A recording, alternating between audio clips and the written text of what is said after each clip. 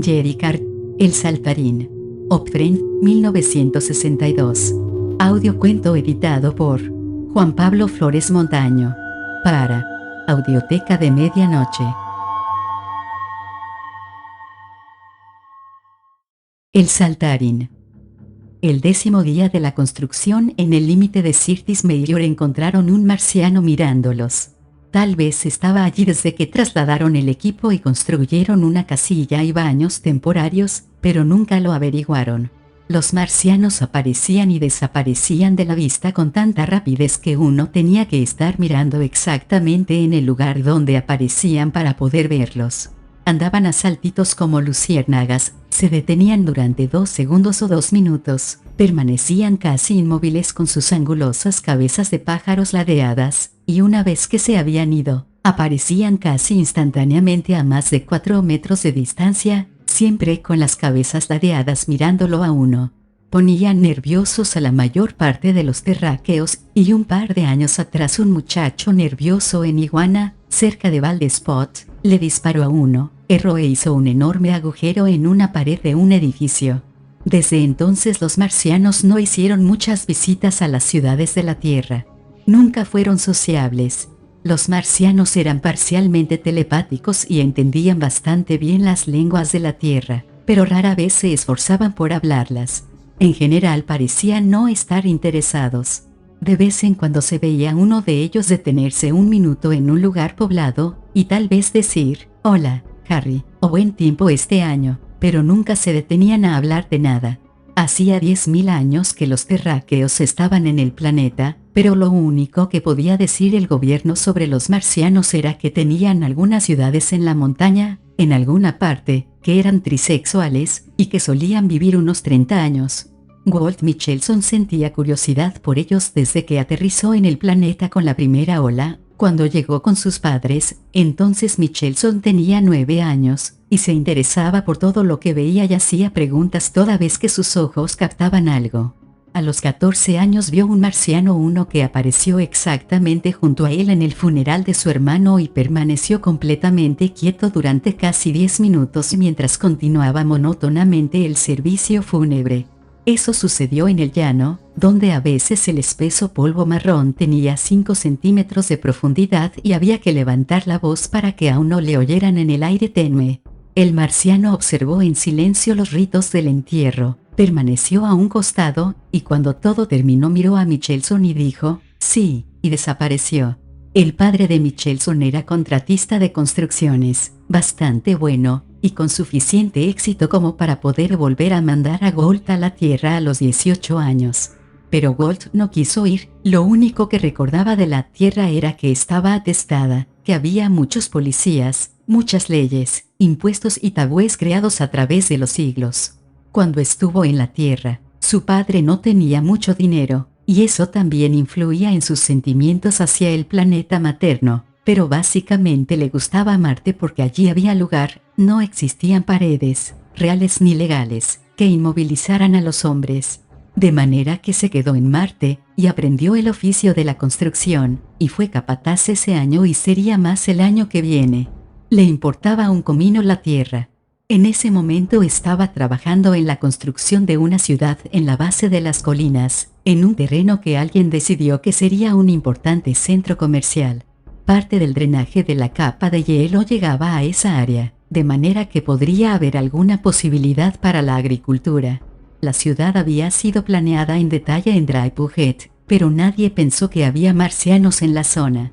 La primera vez que lo advirtieron fue por las nubes de polvo que se elevaban en hilera desde el pie de las colinas, directamente hasta el terreno de la construcción. Los marcianos viajaban de una manera peculiar, a medias saltando y a medias volando, y cuando aterrizaban y saltaban nuevamente levantaban pequeñas nubes de polvo. Uno de los obreros vio esas nubes que venían hacia ellos e informó a Michelson, quien tomó sus binoculares y observó al marciano que se acercaba. No tardó en llegar. Enfiló directamente hacia la casilla y se quedó mirando un minuto, luego desapareció y saltó atravesando uno de los pozos de aire, donde estaban retirando la tierra de las excavaciones. Luego apareció junto a la gran pala por unos segundos, desapareció cuando uno de los hombres gritó repentinamente, reapareció junto al patio de la leña cerca del trabajo de los cimientos que se realizaban en el sector sur, luego frente al estacionamiento de camiones y finalmente en la puerta de la oficina del contratista donde Michelson había estado realizando los dibujos para el trazado de la calle. Michelson levantó los ojos hacia él y el marciano ladeó la cabeza y le devolvió la mirada.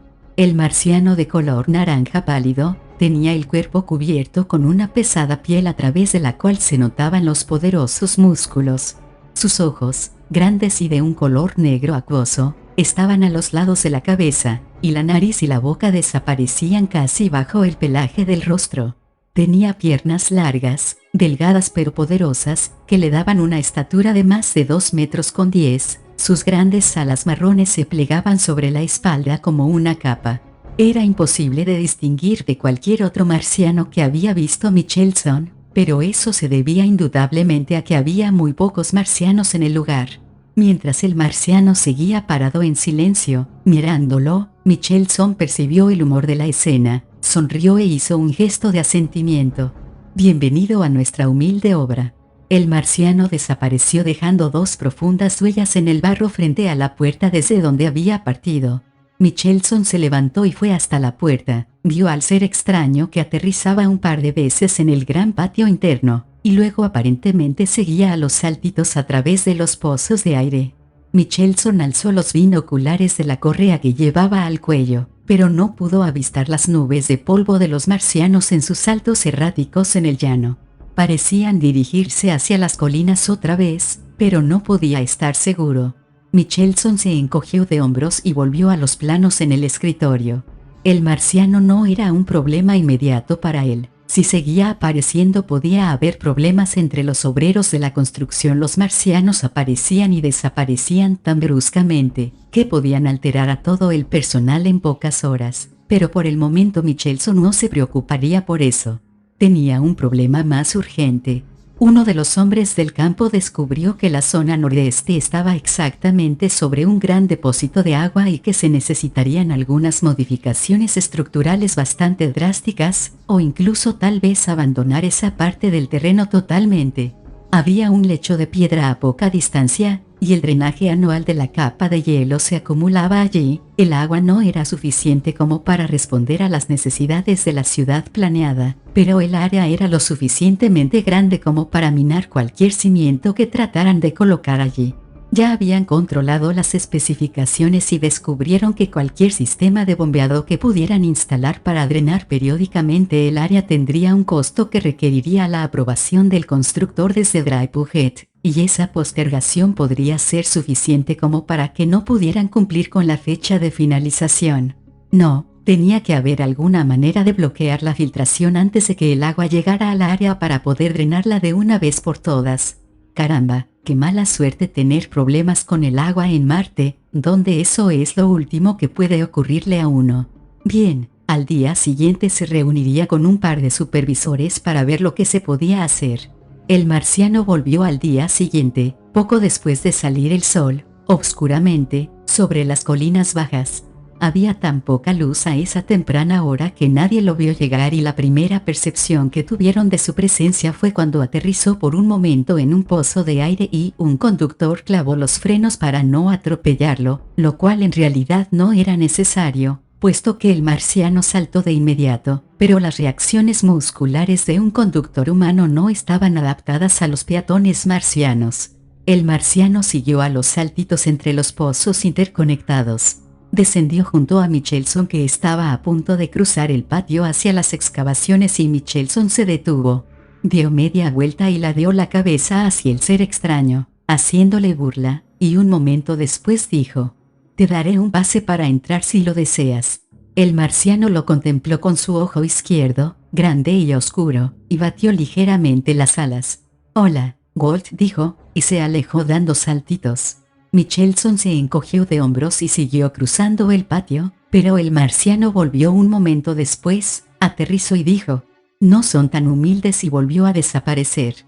Mike Deckinger, que estaba a cargo de los camiones, se encontraba por allí y se acercó frunciendo el entrecejo. «Nos volverá locos si sigue con eso», dijo. Podríamos cerrar la secuencia de pozos de aire y tal vez de esta manera impediremos que entre. Michelson hizo un gesto negativo. Así se haría más lento el trabajo. Déjalo solo. Solamente quiere mirar. Sí, ¿pero por qué? Preguntó de Kinger, y se alejó. Harris y Loening, los dos supervisores, esperaban a Michelson en las excavaciones. Eran buenos hombres, los dos de alrededor de 30 años y bien entrenados, tanto en la Tierra como en este planeta. Harris era corpulento, con rostro moreno, rubicundo, y cabellos negros, muy cortos. Loening era más alto, de hombros anchos, con rasgos huesudos y angulosos y ojos oscuros que parecían mirar desde unas cavernas sombrías. Michelson les explicó el problema. Quiero salir y ver si podemos encontrar el drenaje, concluyó. Hallar el lugar donde podamos construir una presa o recanalizar. Eso requerirá una perforación, respondió Loening. Michelson arqueó una ceja. Probablemente. A menos que quieras usar una vara sumergible, gruñó Loening con enojo. Bien, vamos allá primero, respondió Harris. Echaron a andar por el patio hacia los pozos de aire del norte. Como tal vez tendrían que estar afuera un rato largo, los dos se habían puesto máscaras y recogieron pequeños tanques de oxígeno antes de salir. El marciano avanzaba dando saltitos un poco más adelante. Pasó junto a ellos en el segundo pozo y los estaba esperando cuando salieron al llano. Se detuvo a unos 6 metros de distancia, batiendo las alas en forma tal como para impacientar a Michelson, y prosiguió dando saltitos mientras se encaminaban hacia las colinas bajas, siguiendo la línea del agua lo más cerca posible, tal como había sido delineada en el examen preliminar. Loening caminaba con firmeza, con la cabeza inclinada y frunciendo el entrecejo, pero Harris no parecía prestar ninguna atención al ser extraño. Michelson vigilaba por él mientras caminaba, y pensaba. Ese marciano saltarín parecía mucho más interesado en los trabajos de construcción que lo que jamás habían estado antes los marcianos. ¿Qué era lo que había dicho en la obra? No son tan humildes. ¿Qué significaba eso? Venía de las colinas, y se pensaba que los marcianos vivían en algún lugar en una zona montañosa. Esa, tal vez. Quizá los marcianos se estaban interesando mucho en ese terreno porque finalmente los terráqueos comenzaban a acercarse mucho a su propia zona. Y si de eso se trataba, ¿cuál era exactamente el interés que tenían? Descubrieron agua hasta el pie de las colinas, pero no más allá. Andando a pie con la baja fuerza de gravedad marciana, los terráqueos recorrieron esa distancia en alrededor de media hora. Había un viento tenue y frío que azotaba sus gruesos abrigos y desordenaba los escasos cabellos de Michelson, pero que no levantaba demasiado polvo. El aire en Marte no tenía cuerpo. Una vez que uno se acostumbraba, era posible respirarlo bastante bien si no hacía esfuerzos, pero si uno deseaba fumar una pipa tenía que hacerlo en el interior de una casilla porque, si no, se le apagaba a cada momento. Se detuvieron y descansaron en la base de la primera colina, donde a lo largo de las eras geológicas habían caído rocas secas por la pendiente y se amontonaron en el fondo. Loening aflojó su envoltorio y lo dejó caer de su hombro al suelo. Hizo un gesto hacia las colinas y dijo: lo primero que hay que hacer es examinar este lugar y hacer un mapa de las estratificaciones rocosas. ¿Crees que el drenaje vendrá a través de las montañas?, preguntó Michelson. Es posible, no puedo decirlo sin comprobarlo. Hemos caminado sobre roca sólida durante 1,5 kilómetros o más, eso significa que el agua está bajo la roca en una zona bastante grande aquí, y el canal puede aparecer en cualquier parte. Tal vez bordea las colinas, eso es algo que quiero controlar. Si las estratificaciones de aquí muestran que esas colinas se elevaron durante un temblor, es probable que el canal de agua las rodee. Michelson hizo un gesto afirmativo. Bien, podemos hacer las recorridas preliminares más rápido si cada cual va por su lado. Yo iré a través de ese paso que hay allí. Loening y Harris se incorporaron junto con él y partieron cada cual por su lado. Michelson estaba mirando la ladera cuando oyó a Harris que lo llamaba. Si vuelves a ver a nuestro marciano, pregúntale de dónde diablos viene el agua. Michelson le sonrió. Creo que lo haré, dijo. Trepó lentamente por la áspera ladera, acudiendo de vez en cuando a su provisión de oxígeno para aspirar un poco. Allí las rocas eran grandes y modificadas por la intemperie, el tipo de modificación que sucedía en Marte, solo con el paso de las eras geológicas. Se elevan como silenciosas bestias grises contra las sombras de la mañana. Michelson estaba fuera de la vista de su punto de partida, pero siguió el paso natural y trazó un mapa aproximado mientras avanzaba, observando las formaciones rocosas y lo que podía ver de las estratificaciones. Era una mezcla. Parte de las laderas rocosas parecía mostrar evidencias de haber sido empujadas hacia arriba como sugirió Loening, y otras no. Y la dirección de las estratificaciones variaba aparentemente sin modelo fijo. Luego, determinar el modelo sería tarea del supervisor.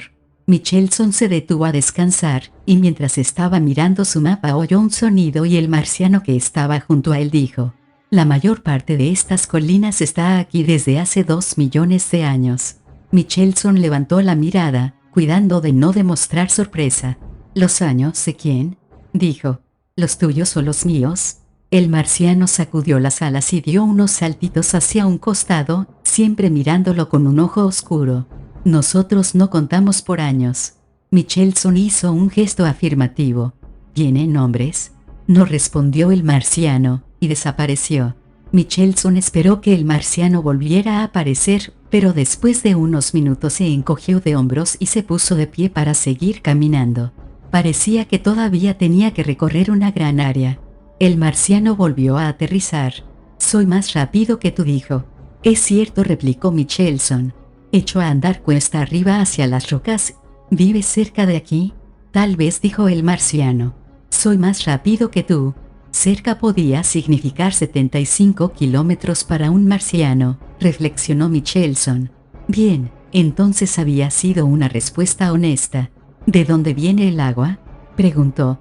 El marciano desapareció. No volvió a aparecer durante el resto del día. Michelson siguió el paso entre las sierras alrededor de 1,5 kilómetros o 2 y luego volvió sobre sus pasos hasta el punto de partida. Loening lo estaba esperando, y Harris volvió poco después. Partió suavemente por la planicie polvorienta hasta el refugio. «Es una mezcla», dijo Loening. «Las rocas varían en edad desde tal vez 2000 años hasta quién sabe qué vejez, y hay 50 tipos diferentes. No nos dice mucho». Se pasó los dedos por los resecos cabellos castaños, frunciendo el entrecejo.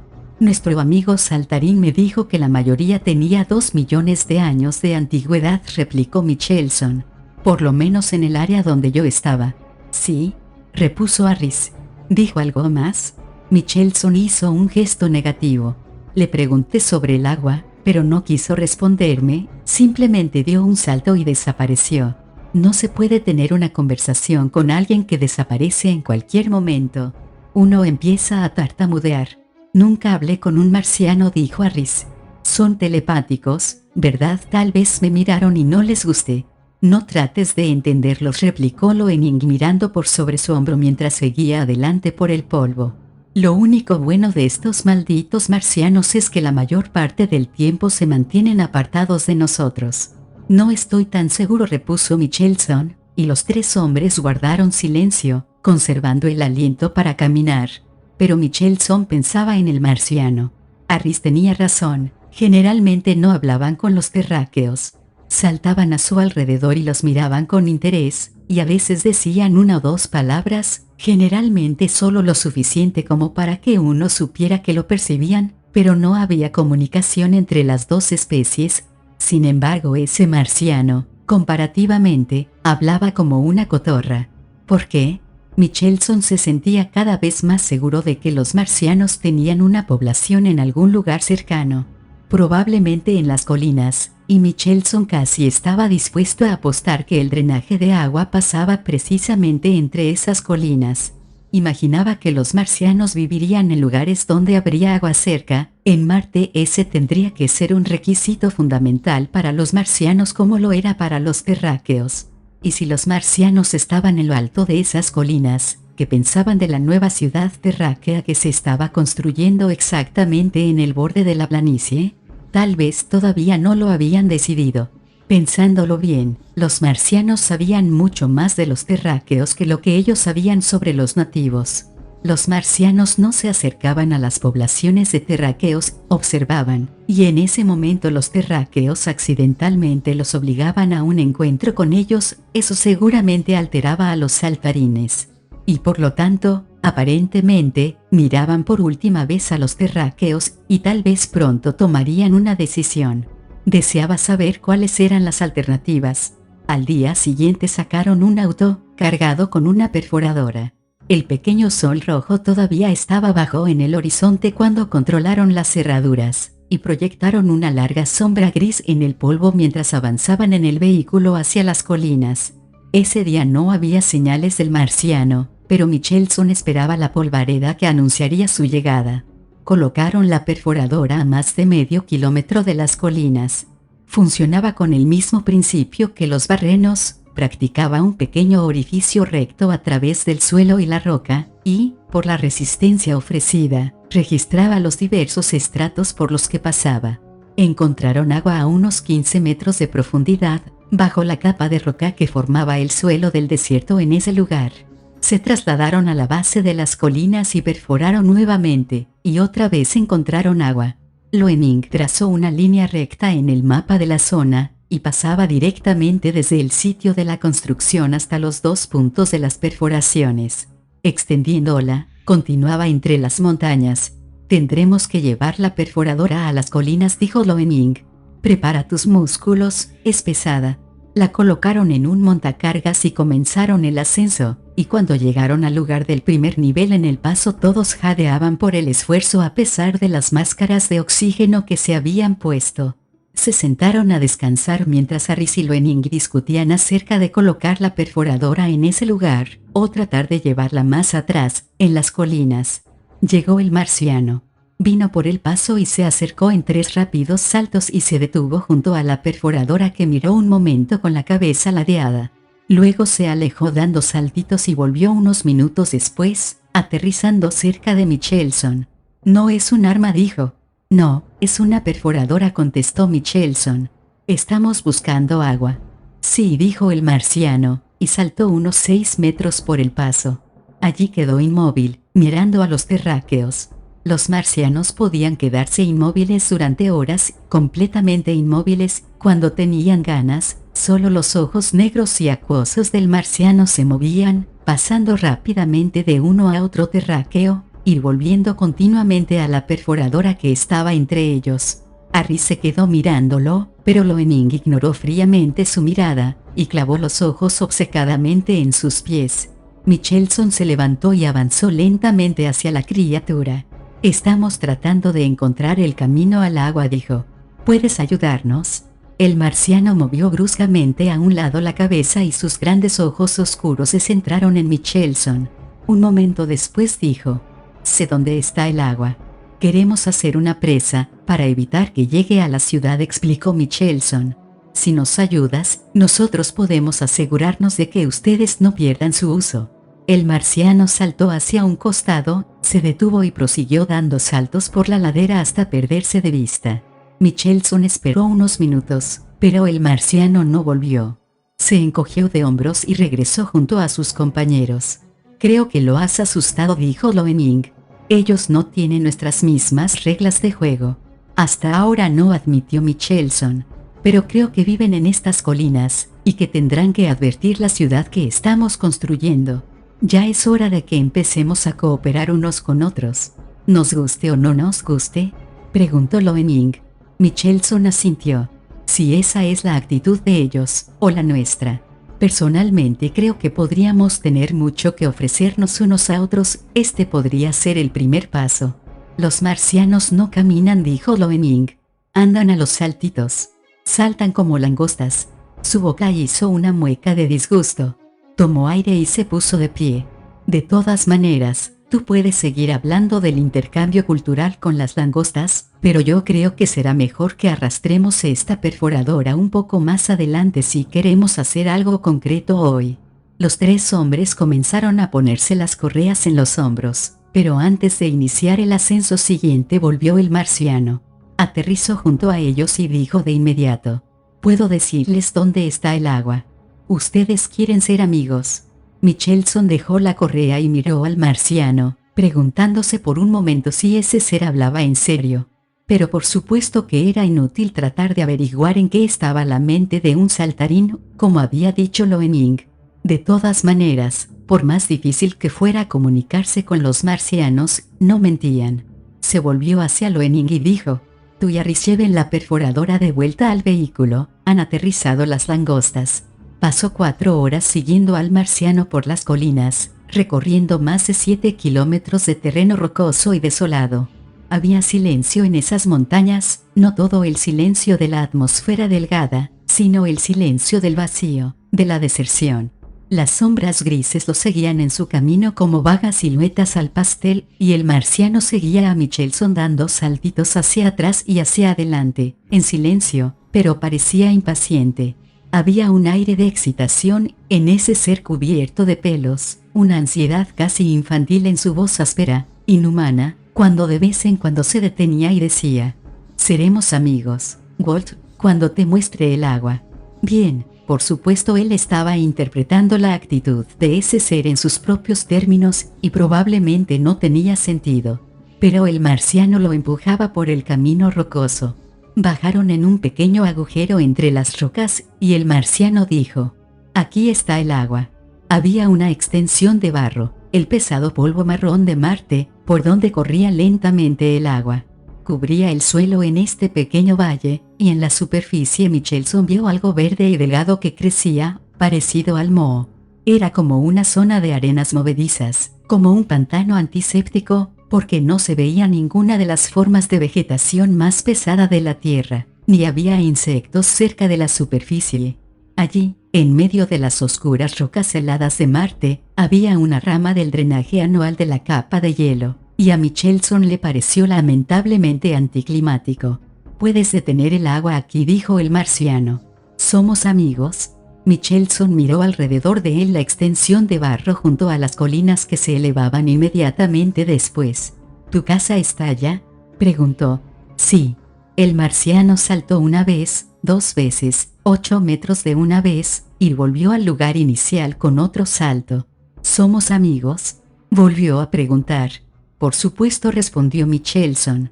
Lo asaltó una segunda idea y dijo: «¿Sabes lo que es la amistad?». El ojo del marciano lo miró con suavidad un momento. «Sabemos algo de eso, pero no tenemos palabra para denominarla». De pronto Michelson se dio cuenta de que ese pequeño valle barroso era una escena extrañamente poco imponente para un encuentro de razas. Se sintió solo y poco importante parado en medio de las rocas milenarias de ese mundo con el peludo marciano. Al fin y al cabo ese no era su mundo, había vivido la mayor parte de su vida allí, y llegó a pensar que era su lugar mucho más que la tierra. Y ahí, en las sombras inmóviles y grises de las piedras, sentía plenamente que ese mundo desolado pertenecía a los saltarines, a los marcianos. Y sin darse cuenta muy bien de lo que estaba haciendo, acudió a su provisión de oxígeno, aunque en realidad no tenía dificultades para respirar. El marciano se alejó a los saltos sin decir palabra, dejándolo solo. Harris y Loening estudiaron cuidadosamente la zona en los días que siguieron, y Michelson envió a algunos hombres a comenzar la construcción de una represa allí, y entretanto hicieron preparativos para drenar el área con agua bajo la ciudad. Eso lo mantuvo ocupado durante varios días, y solo 2 semanas más tarde, cuando comenzó la construcción de la presa, se preguntó seriamente por qué no había vuelto a ver al marciano. Nadie lo había visto en el lugar de la represa tampoco. Michelson fue hasta el sitio de la represa en un vehículo aéreo, poco después, para controlar el avance del trabajo. Habían trasladado maquinarias y colocado viviendas temporarias para los trabajadores. La zona hervía de actividad. Michelson miró las huellas de los obreros en el polvo marciano, oyó el ruido de las máquinas y de las voces alrededor de él y pensó en el día silencioso en que se había encontrado allí con el marciano. Hacía 2 semanas, parecían meses. Salió del lugar y tomó el vehículo aéreo para controlar la zona. La ciudad de los marcianos debía de estar en algún lugar, un poco más adelante en el paso. Esperaba poder ubicarla desde el aire. Volaba bajo, zumbando entre las enormes grietas de las rocas, observando el suelo con los binoculares. Se había internado más de 20 kilómetros entre las montañas y estaba casi a punto de abandonar el intento cuando la encontró.